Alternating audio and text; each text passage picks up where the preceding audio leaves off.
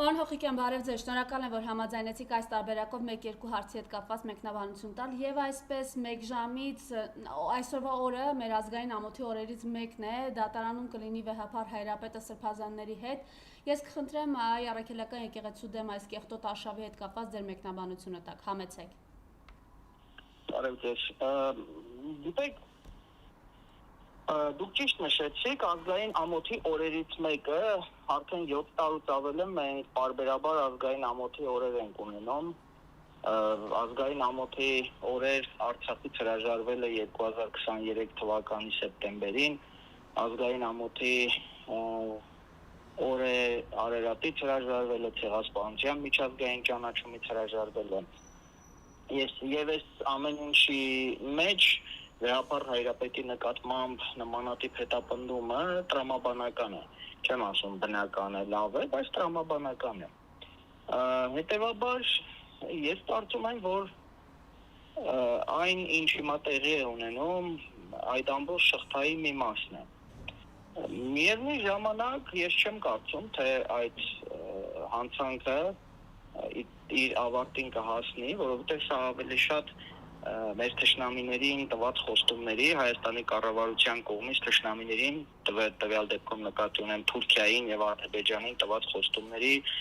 այսպես իրականացում է, որ պետք է հետապնդել հայ առաքելական սուրբ եկեղեցուն, պետք է հնարավորինս ճնշումների ենթարկել, իսկ ինչու, որովհետեւ հայ առաքելական եկեղեցին այս պահին միակ կառույցն է, միակ համակարգն է, որպես այդպեսին, որ դեռևս մնացել է ազգային եւ պահպանում է, պայքարում է հայ ազգի կենսական շահերի համար, հայոց պետականության համար, ազգային պետության համար։ Եվ դա տրամաբանական է, որ պիտի իշխանության կողմից նման հետապնդում լինի։ Այս ամենին զուգահեռ նաև մենք տեսնում ենք, որ այսպես շարունակում է մեր հայրենիքի նկատմամբ ոտնձգությունները,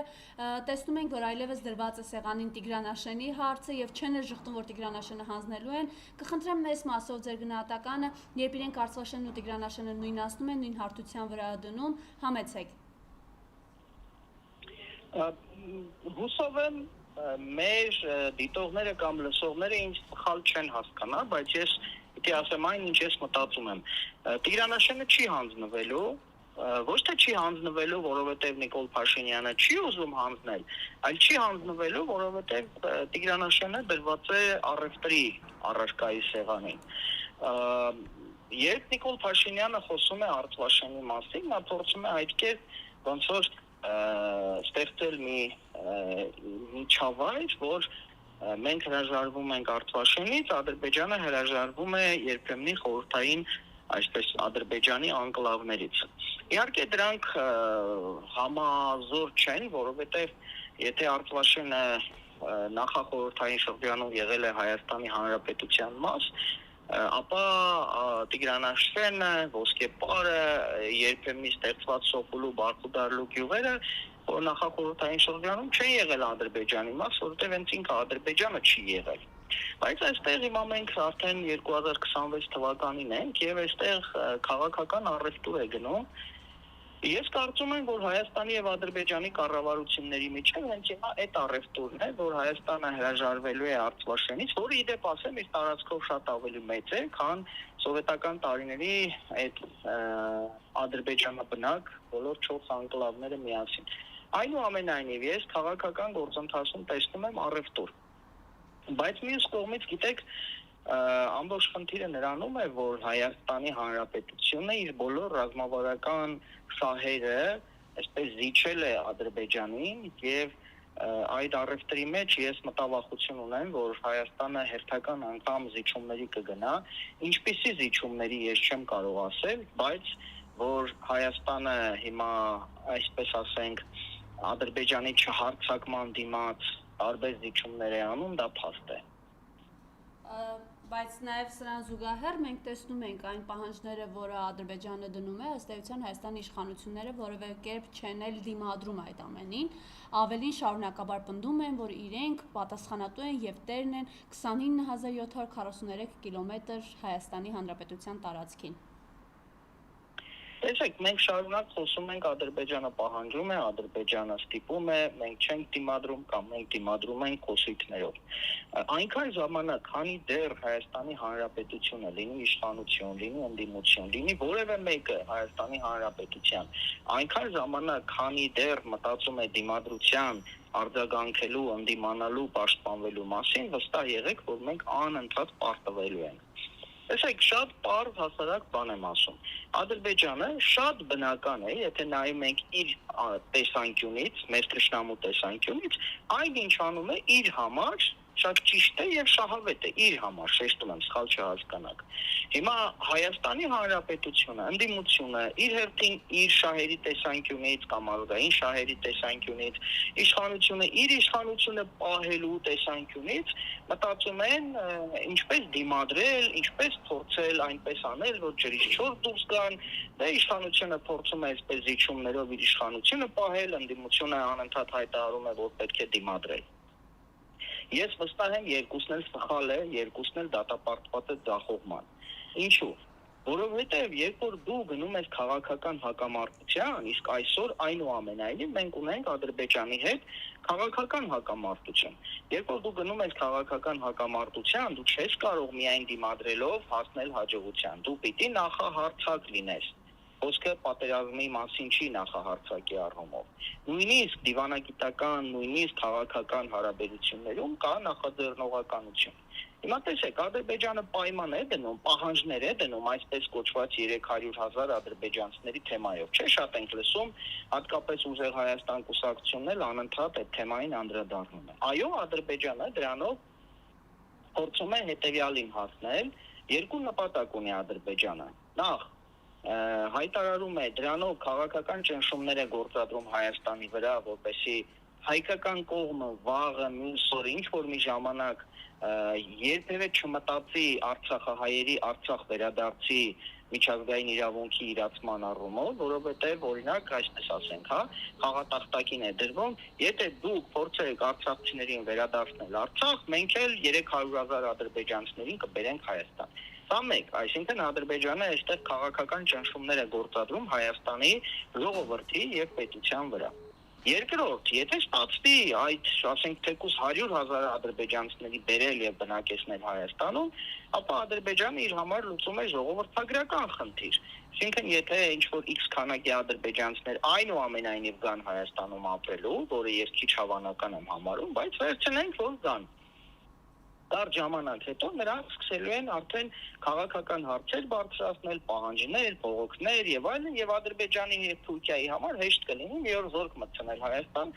իր ժողովրդի շահերի պաշտպանության համար։ Այս երկու նպատակներն ունի։ Հիմա ինչ պետք է անի Հայաստանը այս իրավիճակում։ Առաջին, Հայաստանը ոչ թե պիտի նստի լաց ու կոց դնի, թե վայ, հեսա գալիս են բոլորից կոտորեն եւ այլն, այլ Հայաստանը ունի մի քանի շատ կարևոր խաղաքարտեր։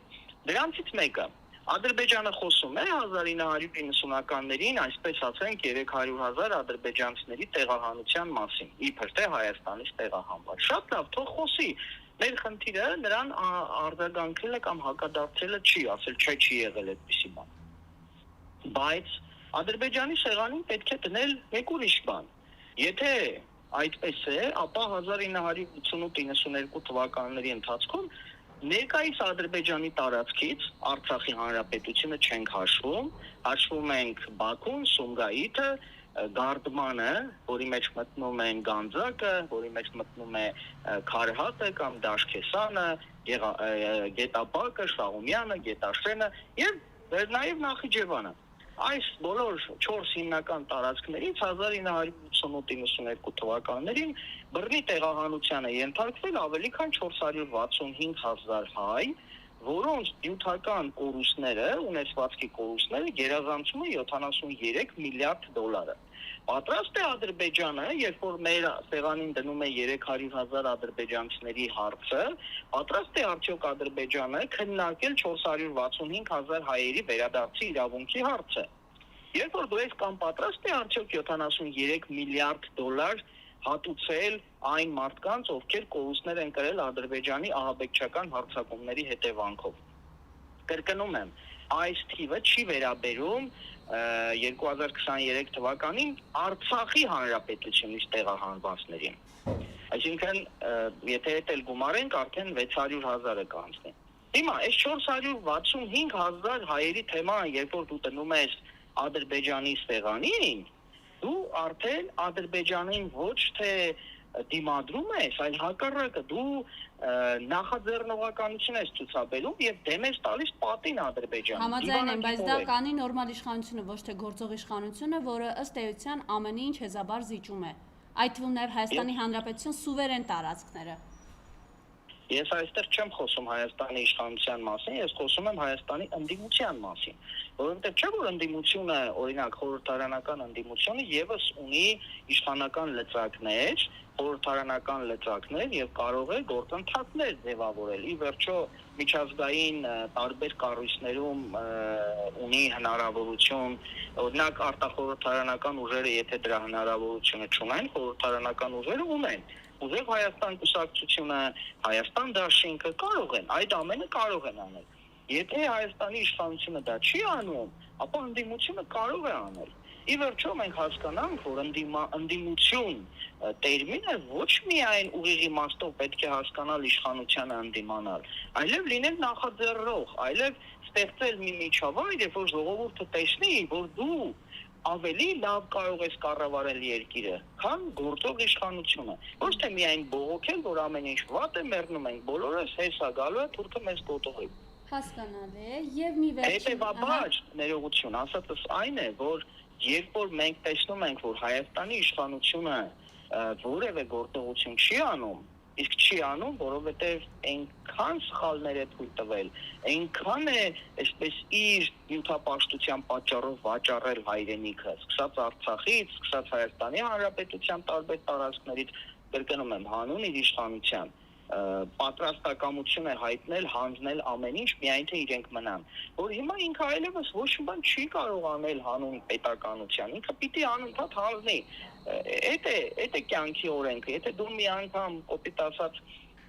մի բան արեցիր, դու միշտ պիտի այդ բանը անես, մի անգամ հանձնեցիր, միշտ պիտի հանձնես։ Սրան է դատապարտված Հայաստանի իշխանությունը, բայց ընդդիմությունը չունի այդ սահմանափակումը եւ կարող է այնպիսի բաներ անել, որ ոչ միայն Ադրբեջանի ձայնը կտրի եւ Ադրբեջանին այսպես անկյուն քշի, լինելով ընդդիմություն, այլև կարող է իշխանությանը անկյուն քշել իր ազգային դիվանագիտական աշխատանքներով։ Եվ մի վերջին հարց է, Նիկոլ Փաշինյանը ԵԱՏՄ միջկառավարական, այսպես վարչապետերի ընդլայնված նիստին էր մասնակցում եւ այնտեղ խոսում է, որ որքան կարևոր է ԵԱՏՄ շուկան մեզ համար, այո, ինքն էլ է գիտակցում, որ չի կարելի միաժամանակ լինել եւ ԵԱՏՄ եւ ԵՄ կազմում, հետո արդեն, այսպես ասենք, նիստից դուրս լրագրողների հետ զրույցում հայտարարում, որ ԵԱՏՄ-ում խորը ճգնաժամ է, բայց իրողությունը հետեւյալն է, որ ըստ էության հարաբերությունների այսպիսի անկումը եւ այս ամեն ինչին իրենք են հասցրել։ Խնդրեմ տնտեսվարողների հետ կապված, այս շուկան փակ է եւ ինչ տնտեսական կոլապսի մեջ է կանգնած Հայաստանի Հանրապետությունը։ Տեսեք, ամեն ինչ շատ բնական է, այն ինչ որ տեղի է ունենում, որովհետև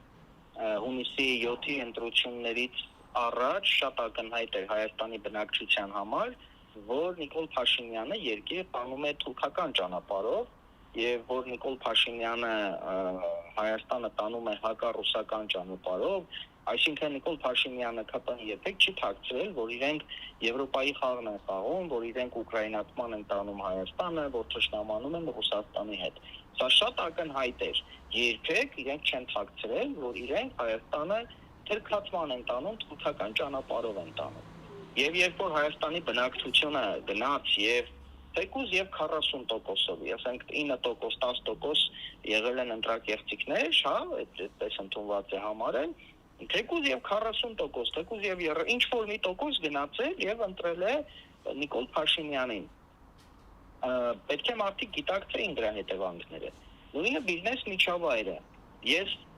գիտեմ, ես տեսնում եմ, ես ի վերջո մենք բոլորս տեսնում ենք նաեւ այն գյուղացիական տնտեսություններին, այն մարդկանց, ովքեր վեր են կենում, հայտարարում են, թե իրենք ընտրել են Նիկոլ Փաշինյանին, բայց հիմա փաստի առաջ են կանգնած։ Նույնիսկ հիշում եք Արարատ ցեմենտ, Գագիկ Ծառուկյանին պատկանող Արարատ ցեմենտ գործարանի աշխատողներն էին գոռում, թե իրենք գնացել Նիկոլ Փաշինյանն են ընտրել, իսկ Փաշինյանը հիմա փակում է Արարատ ցեմենտ գործարանը, կամ այդ ելակ արտադրողները, կամ այնտեղ տարբեր ծաղիկ արտադրողները, որ գալիս կանգնում էին, թե մենք ՀՊ ենք ընտրել հունիսի 7-ին, բայց հիմա Նիկոլ Փաշինյանի պատճառով ռուսական շուկան փակվում է։ Իրենք շատ լավ գիտեին, որ Նիկոլ Փաշինյանի վերարտադրության պարագայում ռուսական շուկան, այդ թվում նաև ԵԱՏՄ շուկան փակվում է իրենց առաջ, բայց իրենք գնացել են դրան։ Եթե գնացել են դրան, պիտի պատրաստ լինեն նաև դրա հետևանքները վայելելու, ճակերտավոր ասած։ Իհարկե Նիկոլ Փաշինյանի խոսքերը ԵԱՏՄ-ն ճգնաժամի մեջ է եւ այլն, ես համարում եմ խստկատակություն, որովհետեւ ԵԱՏՄ-ն հսկայական կառույց է, Հայաստանի տնտեսության մասնակցությունը ԵԱՏՄ առանձին երկրների վրա, ես տնտեսագետ չեմ, ուղղակի պաշտոնական թվերն եմ ասում, կարծեմ Ռուսաստանի դեպքում 0.9% է,